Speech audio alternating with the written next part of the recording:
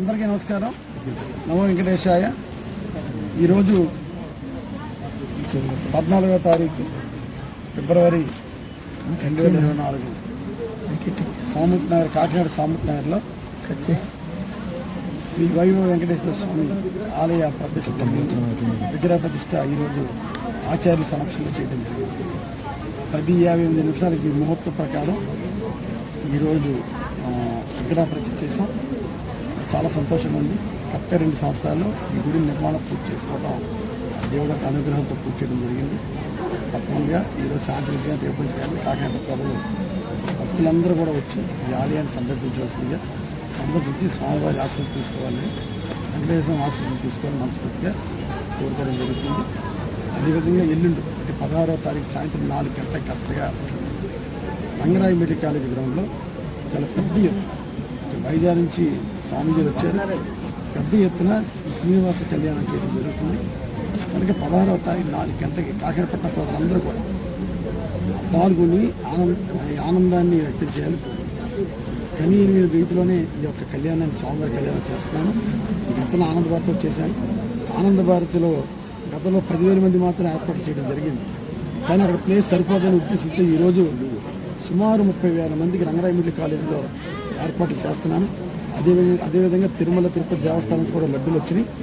అన్నీ కూడా వచ్చిన భక్తులందరికీ తిరుమల తిరుపతి దేవస్థానం లడ్డు ప్రసాదాలు ఇవ్వాలని కూడా నిర్ణయం తీసుకోవడం జరిగింది. అన్నీ కూడా ప్యాకింగ్ చేస్తాము.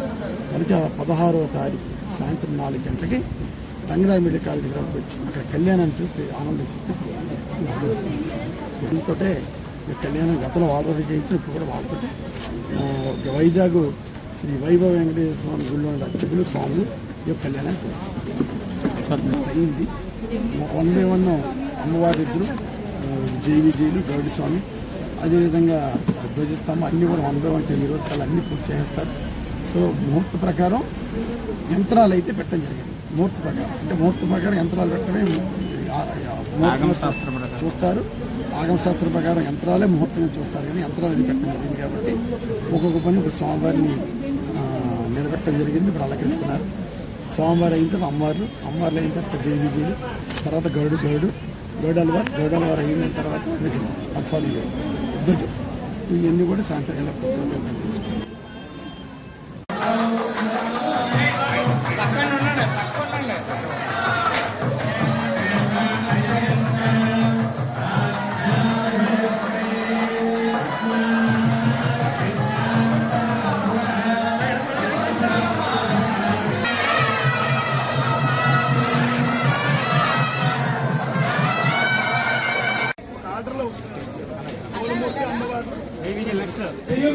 గణపతి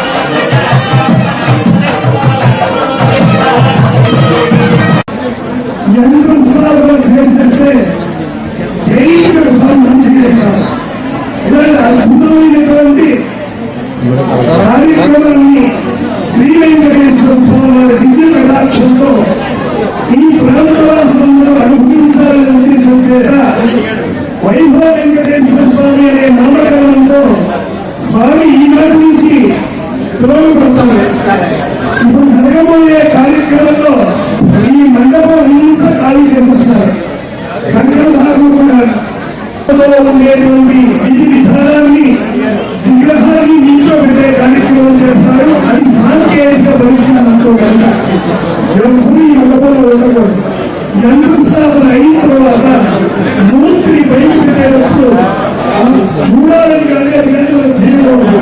కృషి నేరుగా తనకు ఒక ఆహారం ఉంది. గోవు యొక్క పుష్పభాగాన్ని స్వామి దర్శనం చేస్తేనే స్పందన. ఆ తర్వాతే మనం కూడా నేరుగా దర్శనం చేయకూడదు. ఒక అర్థాన్ని పోతారు, విష్ణువుని పోతారు. మన కాళ్ళు మట్టులు ఏమైనా మట్టి కాళ్ళు మట్టి కనుక ఈ అందరూ ప్రేమతో మాకుండేటువంటి చంద్రశేఖర రెడ్డి గారితో ఉన్న ఆస్తి ఎలా ప్రేమ స్వామి